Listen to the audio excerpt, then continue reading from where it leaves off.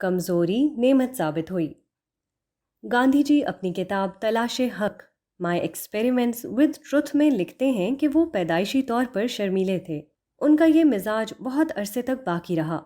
जब वो तालीम के लिए लंदन में थे तो वो एक वेजिटेरियन सोसाइटी के मेंबर बन गए। एक बार उन्हें सोसाइटी की मीटिंग में तकरीर के लिए कहा गया। वो खड़े हुए मगर कुछ बोल ना सके। उनकी समझ में नहीं आता था कि वो अपने ख्यालात को किस तरह जाहिर करें। बिलाखिर वो शुक्रिया के चंद कलिमात कहकर बैठ गए। एक और मौके पर उनको मदऊ किया गया कि वो सब्ज़ी खोरी के बारे में अपने ख्यालात जाहिर करें।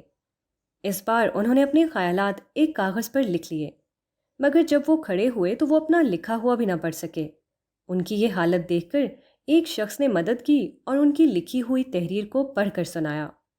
गांधी जी ने वकालत का इम्तिहान पास करने के बाद बम्बई में प्रैक्टिस शुरू की, मगर यहाँ भी उनका शर्मीलापन उनके लिए रुकावट बन गया। पहला केस लेकर जब वो जज के सामने खड़े हुए तो हाल ये हुआ कि उनका दिल बैठने लगा और वो कुछ ना बोल सके। चुनाचे उन्होंने अपने मुवक्किल से कहा कि मैं तुम्हारे केस की वकालत नहीं कर सकता, तुम कोई दूसरा वकील तलाश कर लो। बज़ाहिर ये सब कमी की बातें हैं, मगर गांधी जी लिखते हैं कि ये कमियां बाद में उनके लिए बहुत बड़ी नेमत साबित हुईं। इस सिलसिले में उनके अल्फाज ये हैं: my hesitancy in speech which was once an annoyance is now a pleasure. Its greatest benefit has been that it has taught me the economy of words.